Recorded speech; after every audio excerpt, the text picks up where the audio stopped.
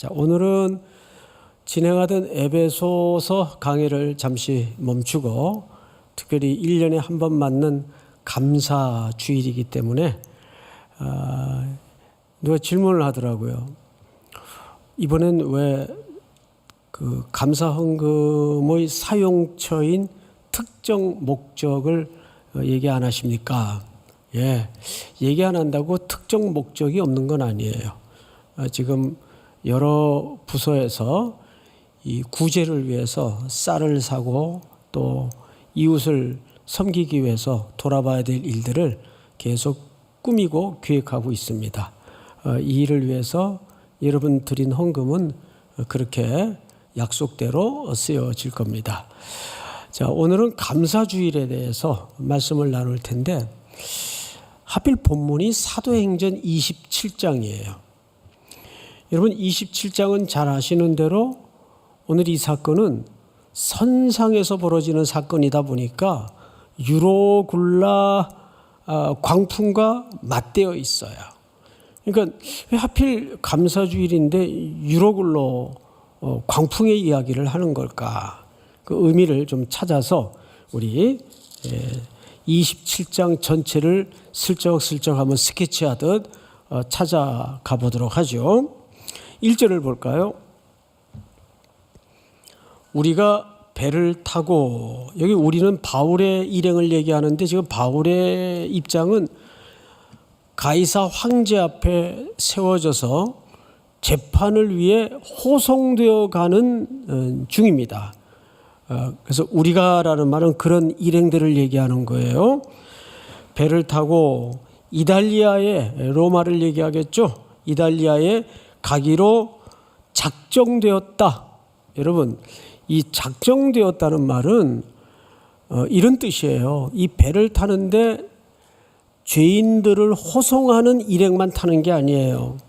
여기에는 상인들도 타고 군인들도 타고 공무원들도 타고 여러 직종의 사람들이 또 여행객도 탔겠죠.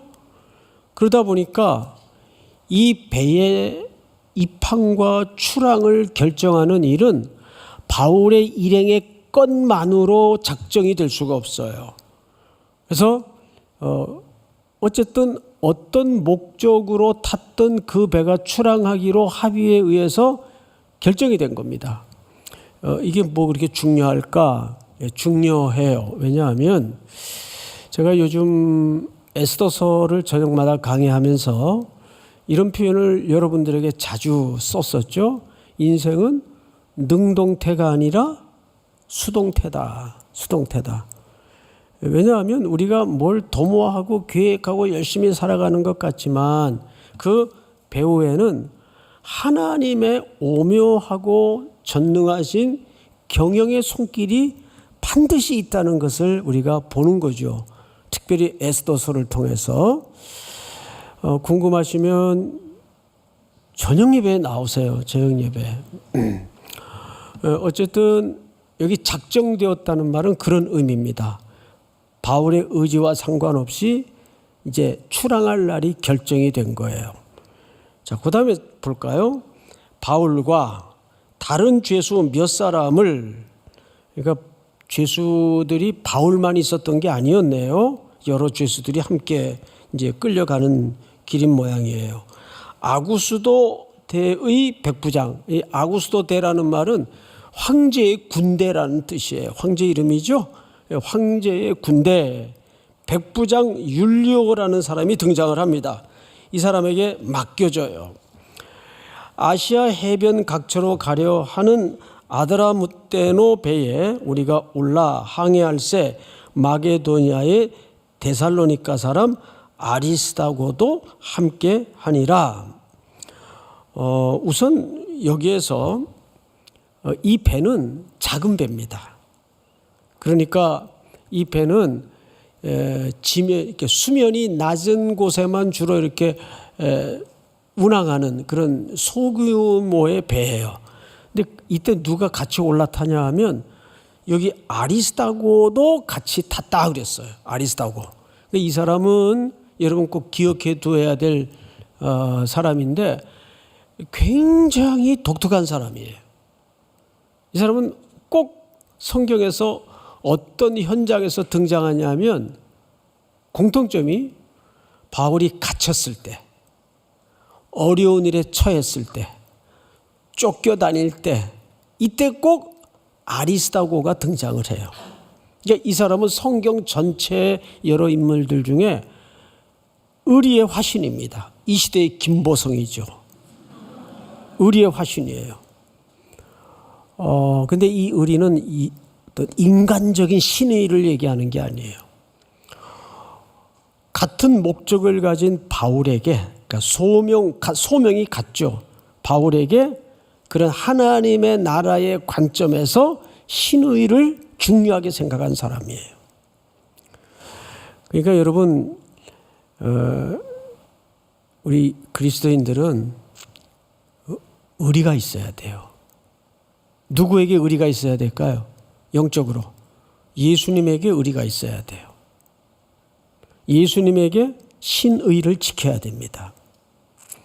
우리 사람에게도 신의를 못 지키면 배신자라 그러고 따돌림을 당하고 낙오자가 되죠. 그런데 이 아리스다고는 그렇게 바울이 갇히거나 굶거나 힘들 때마다, 즉 이 길이 어떤 길입니까? 로마로 무슨 부귀영화를 누리러 가는 길도 아니고 끌려 재판하러 가는 길이에요. 결국 그는 로마에 가서 갇힐 것을 뻔히 알아요. 그런데 기꺼이 그 험한 백길에 올라탑니다. 참 감격스러워요. 내 주변에 나를 향해 이런 동지들이 있었던가 한번 돌아보게 되죠. 그 다음에 성경을 좀 보십시다. 이튿날 시돈에 대니 율리오가 바울을 어떻게 대했다고 기록되어 있죠? 네, 친절히 대했다. 앞을 잠깐 보실까요? 여기서 친절이라는 말은 신앙적인 개념이 아니고 그 당시에 가장 최고의 덕목 중에 하나인 지고한 인간애를 얘기합니다. 그리고 이 사람은 더더군다나 신앙인이 아니에요. 로마의 백부장이니까. 이것 또한 굉장히 우리가 살아가는 데 중요한 지혜를 던져줍니다. 잘 들어보세요.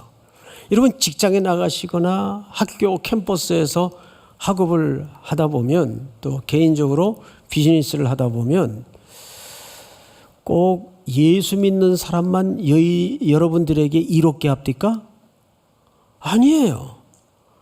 예수는 안 믿지만 굉장히 도와주려고 애쓰고 신의를 지켜주고 함께 해주는 사람이 뜻밖에 있어요. 우리 저녁 예배마다 지금 에스더 강해설을 진행하고 있는데 그 에스더가 왕비가 돼요. 근데 그 왕비가 되는 과정에서 어느 한 사람도 하나님을 믿는 사람이 등장하질 않아요. 전부 내시들 또는 고관들 입에서 성경 기자는 어떻게 표현을 하는가 하면 사랑을 입었더라. 은혜를 입었더라. 그 사람들에게 눈에 좋게 보였더라. 그러니까 우리가 살아가는데 꼭 그리스도인들만 내 생명과 유익을 위해서 하나님이 사용하는 게 아니에요. 그래서 우리는 믿는 자이든지 더더군다나 믿지 않는 자이든지 선대해야 될 필요가 있습니다. 물론 예수 믿는 사람끼리 잘 지내는 것은 더할 나위 없고 그건 말할 필요가 없어요. 그러나 나랑 신앙적 이해가 달라도 그 사람들을 배척하거나 그 사람들을 경멸해서는 안 됩니다. 하나님은 이 우주 만물의 주권자이기 때문에 이 모든 총체적인 세상의 요소들을 통해서 여러분들을 함께 해주시고 도와주신단 말이에요. 여러분 그 사실을 인정하셔야 됩니다. 믿습니까? 율리오라는 사람이 친절하게 대해요. 자, 그 다음에 성경을 좀 보십시다. 4절.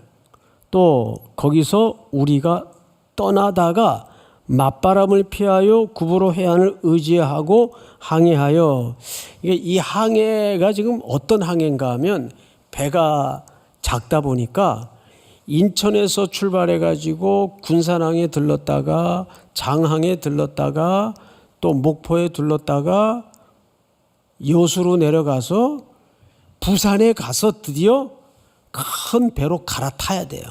그래야 그 거친 지중해를 통과해서 로마로 갈 수 있기 때문에 그래요. 이제 그 백기를 얘기하는 거예요. 아직은 배가 작은 배입니다. 자, 5절. 길리기아와 밤빌리아 바다를 건너 루기아의 무라시에 이르러 거기서 백부장이 이달리아로 가려 하는 알렉산드리아, 바로 이 배입니다. 배를 만나 우리를 오르게 하니 이제 큰 배로 갈아타게 되었어요. 우리 7절 한번 같이 읽읍시다. 시작. 배가 더디가 여러 날 만에 간신히 니노 맞은편에 이르러 풍세가 더 허락하지 아니하므로 살몬의 앞을 지나 그레데 해안을 바람막이로 항해하여 간신히 그 연안을 지나 미양이라는 곳에 이르니 라세아 시에서 가깝더라. 여러 날이 걸려 금식하는 절기, 이 금식하는 절기는 속죄일을 얘기하는데 10월 어간에 걸려 있는 절기입니다. 그러니까 지났다는 말은 시기적으로 10월 중순이거나 한 말쯤 됐어요. 그러니까 이쯤이라고 보면 좋아요. 근데 이쯤이면 뭘 앞에 두었겠죠? 10월 말경이면 이제 곧 뭐가 온다는 얘기예요? 겨울이 온다는 얘기예요. 그런데 겨울바다는 어마어마하게 험해요. 성경을 잘 보십시다. 여러 날이 걸려 금식하는 절기가 이미 지났으므로 항해하기가 위태로운지라 바울이 그들을 권하여, 지금부터 바울의 이야기입니다. 말하되 여러분이요, 내가 보니 이번 항해가 화물과 배만 아니라 우리의 생명에도 타격과 많은 손해를 끼치리이다 하되, 이제 고개를 들고 설명을 좀 들어보십시다. 지금 바울은 신분이 뭐죠? 이 배에서 여러 죄수 중에 늙고 이제 머리도 벗겨지고 이런 사람이에요. 게다가 죄수예요. 그런데 죄수 한 명이 일어나가지고 엉뚱한 얘기를 하는 거예요. 여기서 계속 항해를 감행하면 화물과 배와 여러분 생명에 큰 타격이 있을 겁니다. 궁금한 게 바울은 그 백기를 어떻게 잘 알았을까? 성경 전체의 기록을 다 뒤져보면 학자들의 연구 결과가 나와요. 바울은 1차, 2차, 3차 선교 여행을 통해서 이 백기를 무려 13번 이상을 오고 갔어요. 눈 감고도 이 백기는, 그리고 생리를 잘 아는 겁니다. 바울이. 그러니까 이거 시기적으로 이제 겨울이 앞에 있는데 이대로 배를 항해를 그냥 뒀다가는 큰일 나는데 하고 발언을 한 겁니다. 죄수 하나가. 그 말이 시가 막혔겠어요? 어림도 없죠. 바로 다음 절을 한번 볼까요? 11절 여러분 한번 읽어보십시다. 시작. 백부장이 선장과 선주의 말을 바울의 말보다 더 믿더라. 아멘. 이때는 백부장이 호송관에 위치해 있으니까 무슨 소리요? 그리고 선장과 선주들과 함께 배 안의 모든 사람들이 바울의 말을 무시하고 백부장과 선장과 선주의 말에 귀를 기울입니다. 자, 이게 무슨 논리인지 아세요, 여러분? 사실은 바울의 말을 무시한 것도 표면적으로는 이유가 되지만 진짜 이유가 이 속에 감춰져 있어요. 한겨울을 어느 낯선 항구에서 지내려고 생각해 보세요. 뭐가 소요될까요? 엄청난 경제적 손실이 눈에 뻔한 겁니다. 빨리 도착해서 장사하고 짐 풀고 뭔가를 해야 되는 사람들인데 하염없이 어느 낯선 항구에서 겨울을 난다고 생각해 보세요. 결국 이 논리 속에 교묘하게 감춰져 있는 것은 경제적인 손실입니다. 그런데 사람들은 바로 이 경제적인 손해이냐 아니냐로 모든 인생의 순간순간들을 판별한다는 데 문제가 있죠. 우리나라 근현대사의 크고 작은 사고를 보세요. 성수대교, 삼풍백화점, 얼마 전 광주에서 무너진 아파트, 이런 수백 명의 인명피해를 낸 사고 뒤에는 꼭 무슨 논리가 감춰져 있어요? 경제의 논리, 돈의 논리가 감춰져 있는 거예요. 지금 이 사람들도 선장과 선주의 말을 더 믿을 수밖에 없는 것은 신뢰라는 측면보다는 그래 거기 저기 도달 거기 그 기항에 있으면 그 식구들 먹여야지 재워야지 손실이 얼만데 빨리 하루라도 더 가서 짐 풀고 장사해야지. 어쩌면 세상 사람들의 시선에서는 당연한 결정인 것처럼 느껴질 수 있어요. 또 하나의 모든 사람들이 추구하는 논리가 감춰져 있습니다. 성경을 보십시다. 11절, 백부장이 선장과 선주의 말을 바울의 말보다 더 믿더라 그랬어요. 뭐가 이긴 거예요?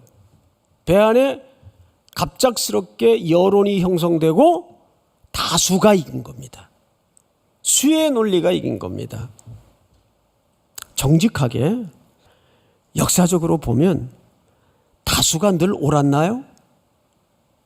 예수님을 십자가에 못 박을 때에도 다수의 소리가 이겼어요.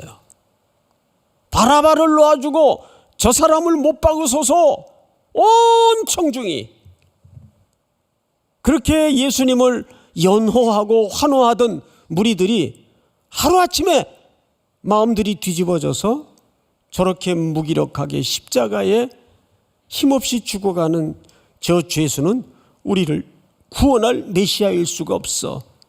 거기는 무슨 논리가 감춰져 있죠? 정치 논리와 힘의 논리가 감춰져 있는 거예요. 여기서 두 가지 논리가 살며시 드러납니다. 하나는 경제의 논리, 하나는 수의 논리. 여론이 이긴 거예요. 그래서 배는 감행을 합니다. 12절 보십시다. 13절로 건너가십시다. 남풍이 순하게 불매 그들이 뜻을 이룬 줄 알고 닻을 감아 그레데 해변을 끼고 항해하더니, 다시 앞을 보십시다. 항해는 거칠었어요? 순조로웠어요? 너무너무 잘 되는 거예요 지금. 에이, 그러면 그렇지. 그 늙은 영감이 그 뭐 쓸데없는 소리를 해가지고 잠시지만은 헷갈리게 만들었나. 아이, 출발하길 잘했어. 우리 판단이 지혜로운 거야, 옳은 거야. 바람도 잔잔하고 배는 얼음 위를 미끄러지듯 순조롭게 쭉 순항을 합니다. 그런데 14절을 한번 같이 읽어볼까요? 14절 시작. 얼마 안 되어 섬 가운데로부터 유라굴로라는 광풍이 크게 일어나니. 유라굴로라는 광풍이 크게 일어나요. 여기 유로스 플러스 아퀴라라는 합성어예요. 그러니까 이 유라굴로는 우리 그 태풍이 오기 전에 그 태풍에 다 뭐가 있죠? 이름이 있죠? 그런 의미가 아니에요.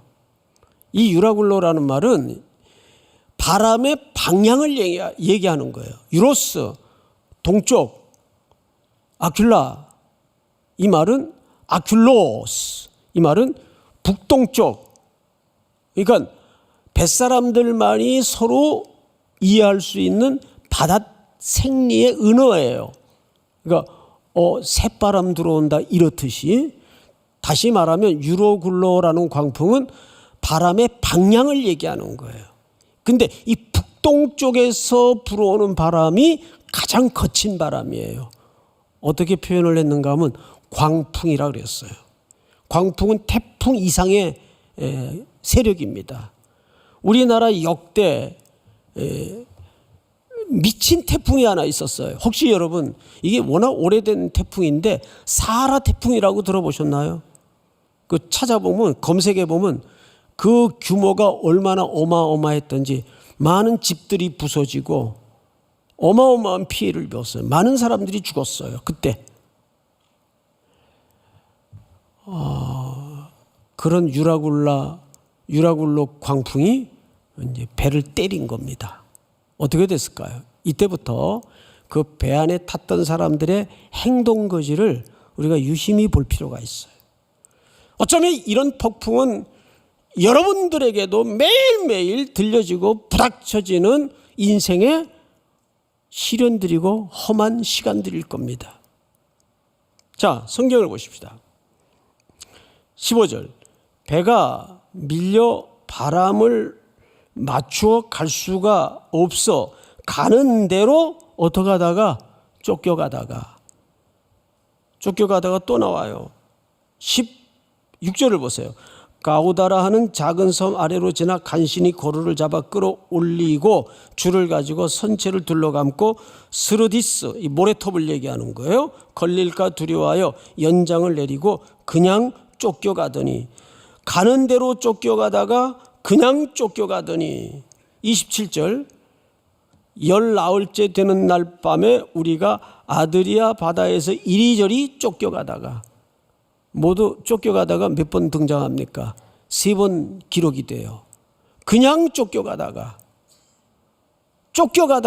이리저리 쫓겨가다가 이 꼭 뭘 표현하는 것 같습니까? 놀랍게도 우리 인생의 국면을 정확하게 그려내고 있어요. 우리가 의도하고 계획하고 머리 짜고 노력하고 애써서 뭔가를 결정하는 것 같지만 그 이면에는 더 높으신 하나님의 경륜이 작용되고 있다는 걸 놓쳐서는 안 돼요. 어쩌면 대부분의 사람들이 쫓겨다녀요. 이 시대가 그래요. 이제 저만한 나이쯤 되는 아버지들이 어느 정도 이제 자기 직장에서 자리에도 올라가고 여유도 생겼는데 그럴수록 가슴 한켠이 공허가 밀려와요. 야, 이게 사는 건가? 내가 이루려고 그 수많은 잠 못 이루는 밤을 지냈던가? 정작 곁에는 아무도 남아있질 않아요. 왜? 평생 쫓겨다녔기 때문에. 남들이 열심히 좋은 직장 찾으니까 나도 떨어질세라 열심히 공부해서 머리 터지게 좋은 직장 잡았어요. 동료들 승진해야 되니까 나도 떨어질세라 또 열심히 공부해서 일해서 승진도 했어요. 왜 쫓겨다니는 인생이에요.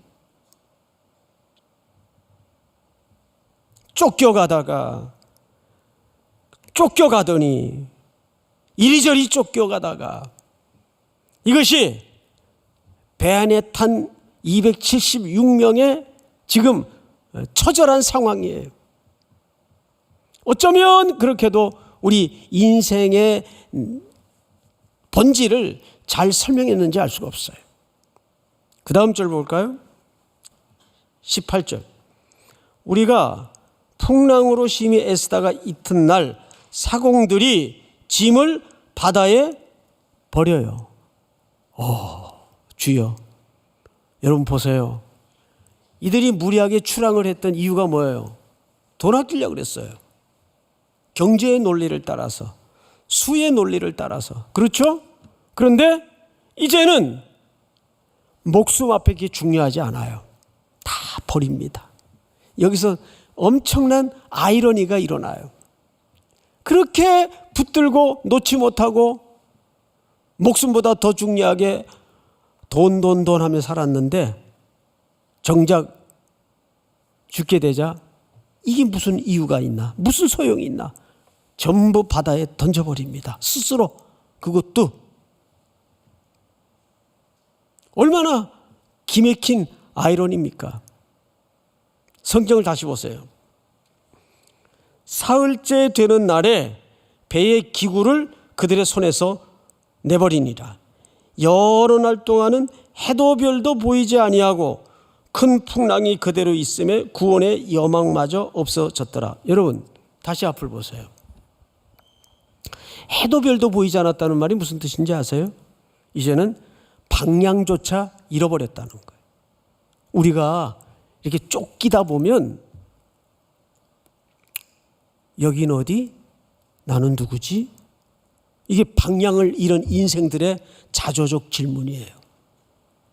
우리 가끔 그런 질문 앞에 숨이 탁 막히잖아요. 여긴 어딜까? 나는 어디로 가는 걸까? 뭐 때문에 그렇게 돈을 벌려고 애썼던가? 돈을 벌지 말라는 얘기가 아니라 목적을 잃어버린 거예요. 해도 달도 보이지 않는 시간을 맞이한 거죠. 쫓겨가던 배는 그 운명을 맞이할 수밖에 없어요. 우리 그리스도인들의 최고의 강점이 뭔지 아세요? 강점 이상이죠. 살면 살아서 할 일이 있고 죽으면 죽어서 갈 곳이 있는 것이 우리의 인생관입니다.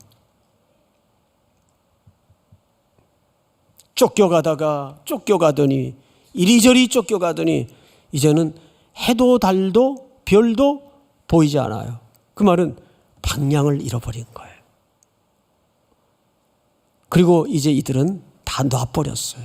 구원의 여망이 없어졌더라. 이때 성경은 우리에게 위대한 반전을 소개합니다. 다시 성경으로 눈을 돌려보십시다. 21절. 여러 사람이 오래 먹지 못하였음에 바울이 가운데 서서, 이때 갑자기 이 절체절명의 배 안에 위기 속에 허름한 한 죄수가 일어납니다. 그리고 이렇게 말하기 시작합니다. 여러분이요, 내 말을 듣고 그레데에서 떠나지 아니하여 이 타격과 손상을 면하였더라면 좋을 뻔했습니다. 바울이 말을 여기서 마쳤다면 이 불난집에 부채질하는 격이죠.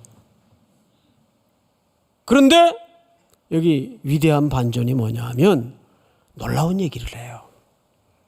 내가 너희를 권하노니 이제는 안심하라. 너희 중 아무도 생명에는 아무런 손상이 없겠고 오직 배뿐이니라. 내가 속한 바 곧 내가 섬기는 하나님의 사자가 어젯밤에 내 곁에 서서 말하되 바울아 두려워하지 말라. 네가 가이사 앞에 서야 하겠고 또 하나님께서 너와 함께 항해하는 자를 다 네게 주셨다 하였으니. 우리 25절 같이 읽읍시다. 시작. 그러므로 여러분이여 안심하라. 나는 내게 말씀하신 그대로 되리라고 하나님을 믿노라. 이 사람이 누굽니까? 한 성도가 일어나서 뭘 전해요? 하나님의 약속하신 메시지를 전해요. 결국 어떤 세상의 공동체도 어떤 상황에 이 세상이 혼란스러워 보여도 그것을 뒤집을 수 있는 위대한 반전은 하나님의 약속이 있는 사람이에요. 하나님의 메시지가 있는 사람이에요. 믿습니까? 이 역할을 이 세상 유라굴로 광풍이 매일 닥쳐지는 세상에 여러분들에게 이 역할을 맡긴 겁니다. 그러기 위해서 여러분들이 뭐가 있어야 돼요? 메시지가 있어야 돼요. 하나님이 여러분들에게 허락하신 그 약속이 있어야 돼요. 믿습니까? 배의 주도권은 완전히 한 사람, 약속을 붙들고 하나님의 메시지를 갖고 있는 성도에게 넘어갔습니다. 누구도 이 위기를 구원할 수 없어요. 누구도 이 위기를 해결할 수 없어요. 근데 바울 한 사람이 하나님의 약속을 붙들고 받은 메시지를 가지고 그 절망의 한가운데 서서 구원을 선포합니다. 27절, 열나흘째 되던 날 밤에 우리가 아드리아 바다에서 이리저리 쫓겨가다가 자정쯤 되어 사공들이 어느 육지에 가까워지는 줄을 짐작하고 물을 재어보니 20길이 되고 조금 가다가 다시 재니 15길이라 점점 육지가 가까워지고 있다는 말이죠. 근데 암초에 걸릴까 하여 고물로 닷넷을 내리고 날이 새기를 고대하니라. 사공들이 도망하고자 하여 이물에서 닻을 내리는 채하고 거룻배를 바다에 내려놓거늘. 이 무슨 얘기냐 하면 사공들이 암초에 걸려가지고 배가 파손되면 죽을 것 같으니까 그 큰 배에 딸린 조그만 배들이 있어요. 달아놓고 다니죠. 그게 거룻배예요. 그건 큰 배와 육지 사이를 이동해주는 조그만 배입니다. 그거를 몰래 내려놔요. 바다 밑으로. 그거 타고 도망가려고 사공들이.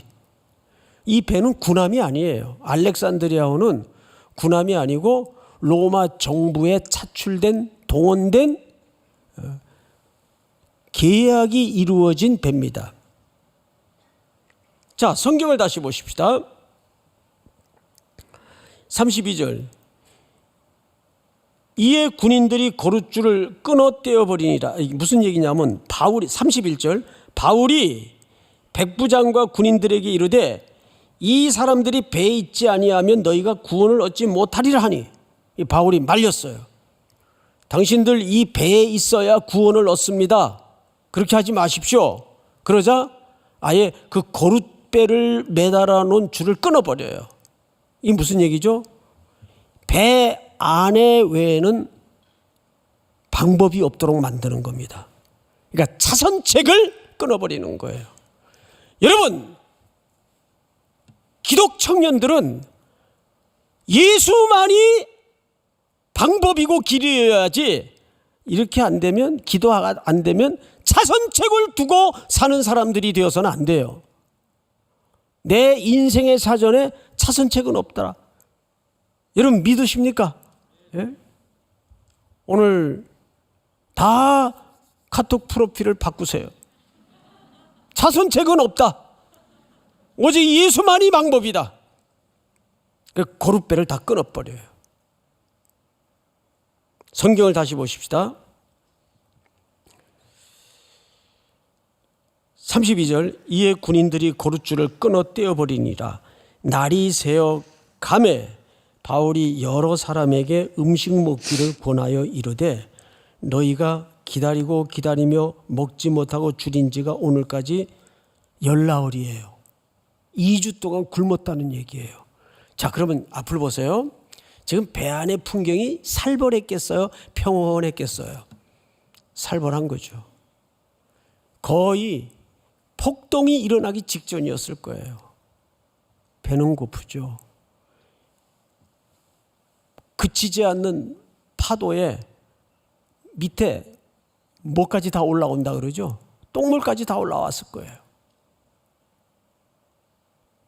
널브러져 있는 사람, 병들어 있는 사람, 줄여서 눈이 충혈된 사람, 얼마나 276명이 저마다 목적지가, 그리고 이 배를 탄 목적이 달랐기 때문에 얼마나 신경이 곤두서 있었겠어요.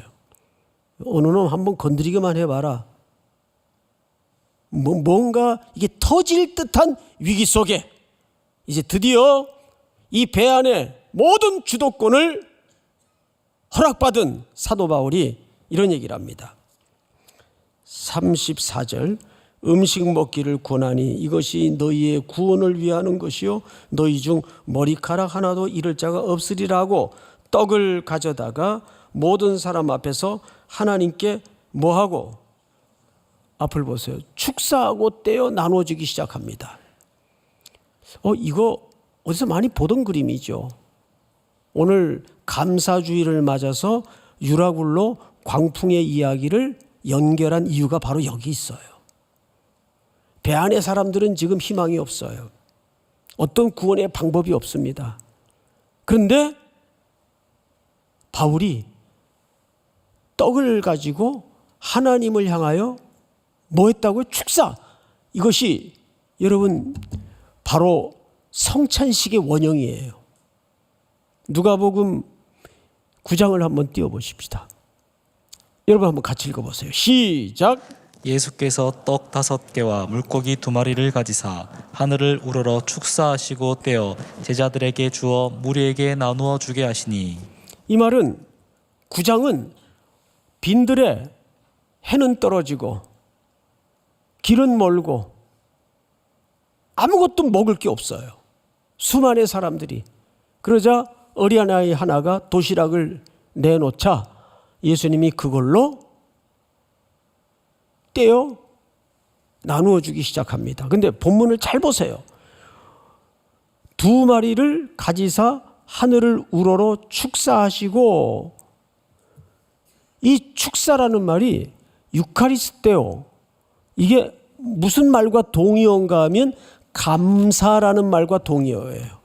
감사하시고 떼어라는 클라우라는 말은 으깨어 찢어지다.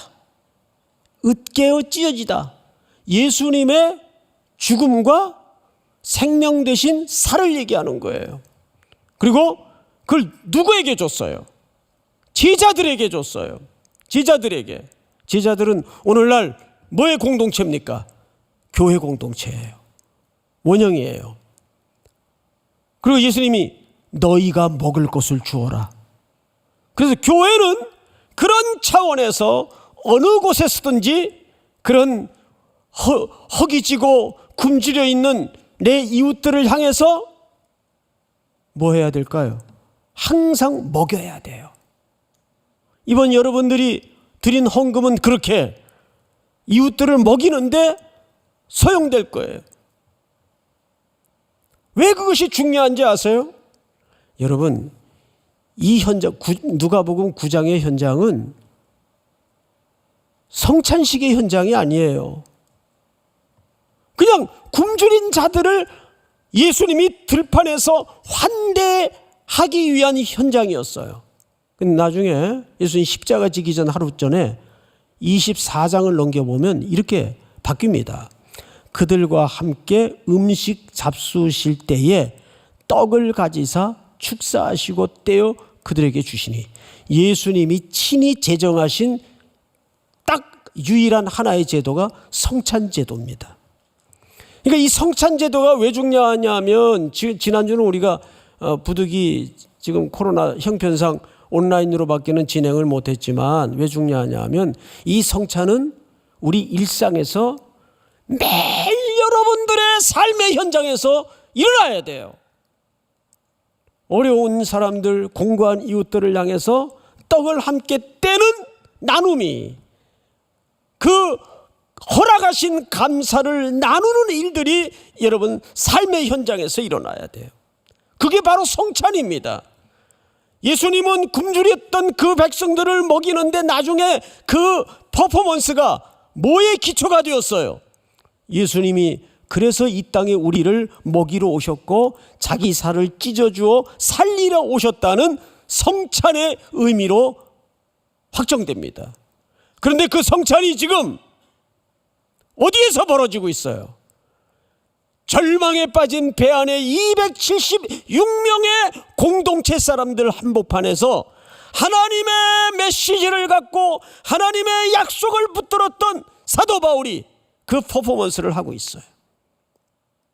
선상에 벌어진 환대와 구원의 역사예요. 이 사도행전은 누가 기록했습니까? 누가가 기록했어요. 누가는 정확하게 누가복음의 그 장면을 포착했던 겁니다. 놀라운 얘기예요. 오늘 그 결과는 이렇게 소개됩니다. 35절 떡을 가져다가 모든 사람 앞에서 하나님께 축사하고 떼어 먹기를 시작하며 그들도 다 안심하고 받아 먹었어요. 배에 있는 우리의 수는 전부 276명이더라. 여러분, 한 명도 손상이 됐나요, 안 됐나요? 할렐루야. 한 명도 손상되지 않았어요. 그리고 이 배는 하나님의 통치 아래 들어가고 그 회복은, 그 구원은 하나님의 성도 하나가 하나님께 붙들렸던 약속의 힘이었어요. 메시지를 갖고 있던 한 성도의 힘이었습니다. 그런 감사가 온 땅에 여러분들의 환대를 통해서, 여러분 누구랑 식사하는 것도 사실은 성찬이에요. 나누는 거예요. 믿습니까? 저는 우리 청년들이 평생 꾸임을 받지 아니하고 나누어주고 구워주는 인생으로 살기를 바랍니다. 인생이 자기를 위해 사는 것 같지만 그 결과는 자기를 위해 사는 사람들이 없어요. 돈 버는 사람들 보세요. 돈 버느라고 그 돈 쓸 시간이 없어요. 엉뚱한 사람들이 다 갖다 써요. 원래 그래요. 그게 순환고리가 되어서 계속 그렇게 갑니다. 그러니까 제가 큰 진리를 하나 터득한 게 뭐냐면, 쓰는 것만 내게 되는구나. 어디 모아둔 건 다른 사람들이 다 갖다 써요. 쓴 것만 자기 거예요. 그러니까 여러분, 우리가 장래를 위해서 저축하고 아끼는 것도 중요하죠. 그러나 이 땅에 나눔을 위해서, 그 나눈 잡채가 뭐 하는 거라고요? 클라우, 떼어주는 거예요. 예수님이 살을 찢어 우리를 주었듯이, 그래서 우리를 살렸듯이 떼어주는 거예요. 그것이 우리의 삶의 일관된 순종의 패턴이어야 됩니다. 이번 감사주일은 그런 은혜가 계속해서 여러분 모든 일상에서 흘러가기를 주의 이름으로 축원하고 축복합니다. 다 일어나십시다. 날 구원하신 주 감사.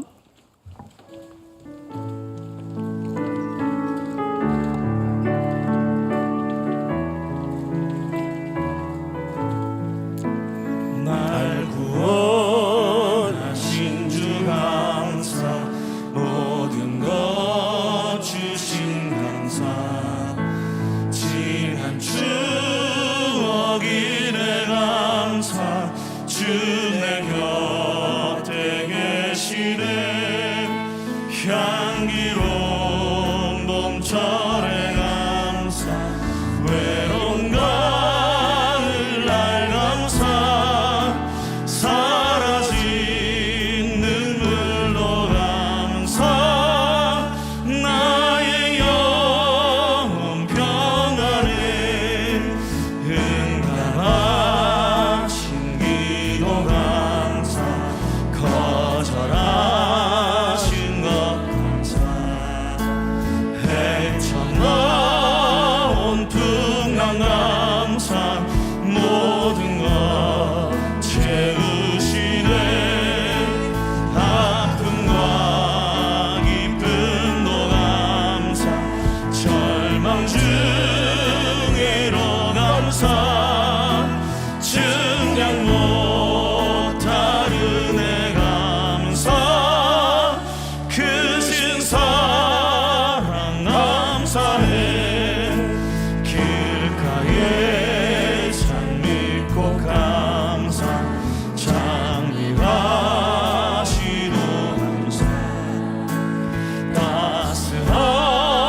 따스한 가정 희망 주신 것 감사, 기쁨과 슬픔도 감사, 하늘 평안을 감사, 내일의 희망을 감사,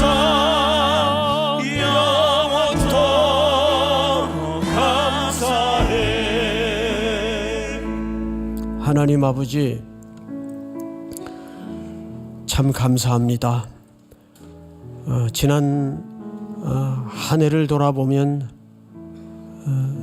이 땅은 전쟁과 지진과 기근과 울부짖는 소리로 가득했지만 그때마다 살 길을 열어주시고 우리 모두를 여기까지 세워주신 동행하심의 은혜를 감사합니다. 유라굴로 광풍 같은 한복판에 우리 성도들이 던져져 있다 할지라도 여기 일어선 모든 청년들 하나님의 약속을 붙들게 하시고 하나님이 들려주신 메시지를 갖는 소망과 살아야 될 근거를 발견하게 하여 주시옵소서. 평생 꾸어주는 사람들이 되게 하시고 나누는 사람들이 되게 하시고 예수님의 구원이 저들의 환대의 순종과 일상을 통해서 땅끝까지 흘러갈 수 있도록 함께하여 주시옵소서. 지금은 우리 구주 예수 그리스도의 은혜와 하나님 우리 아버지의 높고도 깊고도 넓으신 사랑하심과 성령님의 교통하심이 머리 숙여 경배하는 사랑하고 사랑하는 우리 귀한 청년들, 성도들, 해외, 군에 출타 있는 가족들과 고향의 어머니, 아버지, 복중의 생명까지 영원토록 함께 있을지어다. 아멘.